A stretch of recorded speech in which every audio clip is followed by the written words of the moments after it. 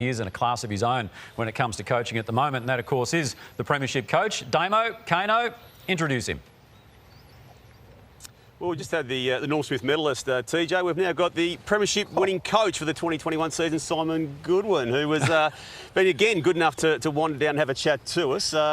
What's it feel like holding that up last night? Oh, it was just brilliant. You know, it's 57 years and ended up taking it to bed with me and sleeping with it. So, yeah, no, it did. It was pretty special. Our supporters have waited a long time, and it was a really special moment for the group and our supporters, and just the way we did it was just incredible. Take us through the way that you did do it, Goody. Yeah, look, obviously we got off to a really fast start, and then, I thought the Bulldogs really challenged us, especially around the footy, and then we were losing a lot of contests behind the ball. But as soon as we stiffened up behind the ball and then our centre bounce crew went to work, it was a very explosive, powerful, last 5 or 6 minutes of the third quarter. Congratulations, Goody. Every time I hear a Melbourne player speak this year, it's about you and how calm you are. You don't raise your voice. You're very tactical. And I thought early when the heat was on, that was on show with your players, particularly Christian Salem down back, who I don't think fumbled once, 96% effectiveness. But your calmness transferred to the players all night.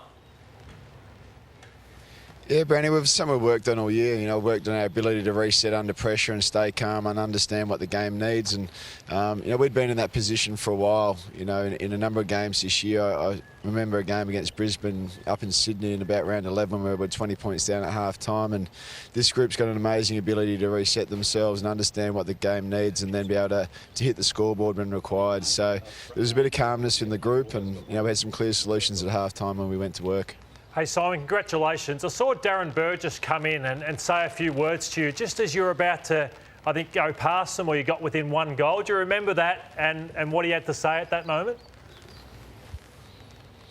Yeah, look, he was just talking about the work that we'd done. We were running well, and we felt like we still had plenty left in the tank. And he's done an enormous job with our fitness, as have the other high-performance guys. And it's been one of the hallmarks of our team, our ability to run and work, and right to the end. And we knew that we'd have the legs, and it proved to be the way. You were such a young man when you won 2 premierships as a player with the Adelaide Crows. You were huge in those grand finals. Can you tell us how the feeling compares as a coach to that of a player? I think when you sit here now, you realise how hard they are to win. And, I was a very young man when I won my two as a player. But, now as a coach and seeing the journey of this group and this club, and obviously it's been 23 years since I've been in this position again as a coach. It's just the reward and the effort that goes into a moment like this is something that I'll certainly hold very dear to my heart and something I value really highly. So incredibly proud of our footy club and our people, but they're so hard to win, and just so pumped to be here. Simon, Lloydie referenced Darren Burgess there. So many key decisions made going into the game, mainly around Stephen May, who was told after the game there was a 6-centimetre tear in his hamstring. They didn't tell him that before the game. Darren Burgess said it could have been an injury that may have seen him miss 7 weeks of footy had it not been a grand final. That's a high-stakes call for you and your team to make. Yeah, it was, and I got trust in our medical department. They do a wonderful job, and we got the scan and we had a look at what it looked like, and they made a pretty clear decision they were going to treat it clinically, and every step of the way he passed all his tests. He all his strength markers, all his stuff was right on track. He trained, he didn't miss a beat, and in the end you couldn't not pick him. He trained fully on Wednesday and Friday, and it was like, well, we've got to take this risk. But if he hadn't have trained properly Wednesday, we wouldn't have picked him. What about you, Goody? Like, you've been under so much pressure. Did you feel it, but you never lost faith in the group? That was what it always came through, your unwavering faith and belief in this group. Yeah, look, I think, at the end of 2019 it was really tough. We finished 17th, we'd won 5 games, and we were probably struggling to deal with expectation.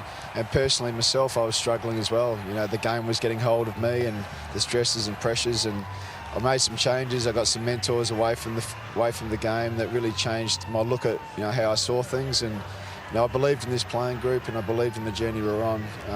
And we made some inroads in 2020, but this year was really about the players. Their ownership and drive to build a culture and to build a team that they wanted to play for each other. And you get the rewards in the end. Simon, I was just going to ask you, obviously those guys that we saw on the podium there, they're the ones who are the heroes this morning with the medallions and yourself. But just watching you on the sidelines there in the final 5 minutes when the result was beyond doubt and you could actually, sort of break the shackles in terms of your celebrations and the way you sort of went to each and every person on the bench, it really reinforced the fact that there is a team behind the team.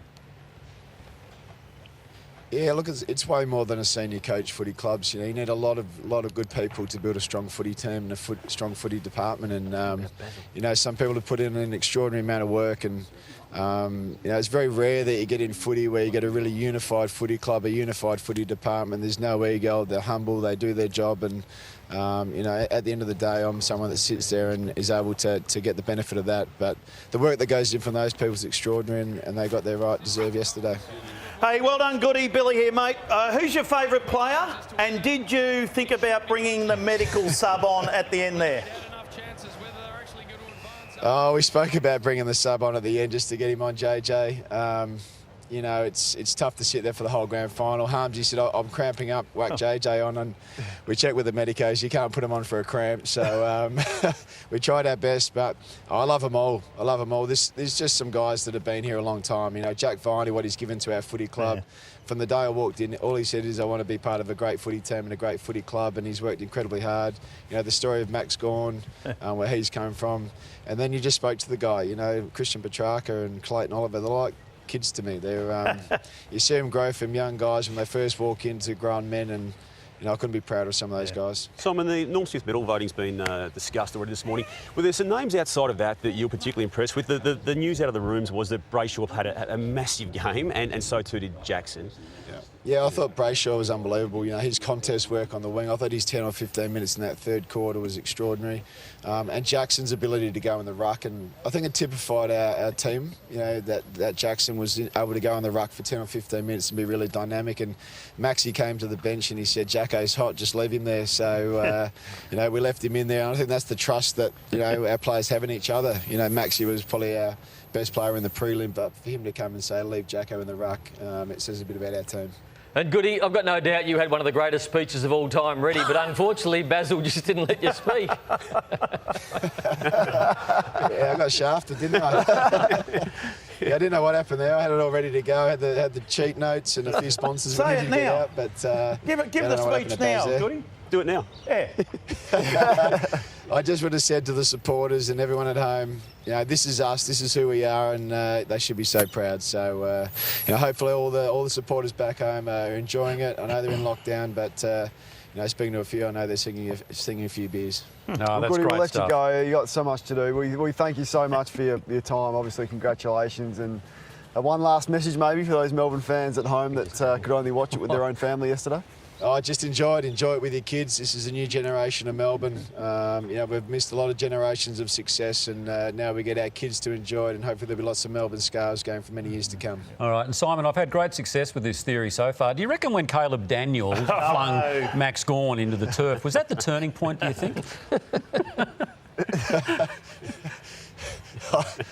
I'm struggling to remember it, actually. I'm going to get someone to agree with me on this one. At some point. Message for the fans. Sorry. Hey, Goody, well done. Congratulations. You're down in football history now, and it was one for the ages, that's for sure. So we really appreciate your time this morning. No, thank you, and thanks for all the support. Appreciate it. Right, well done. Simon Goodwin joining us there.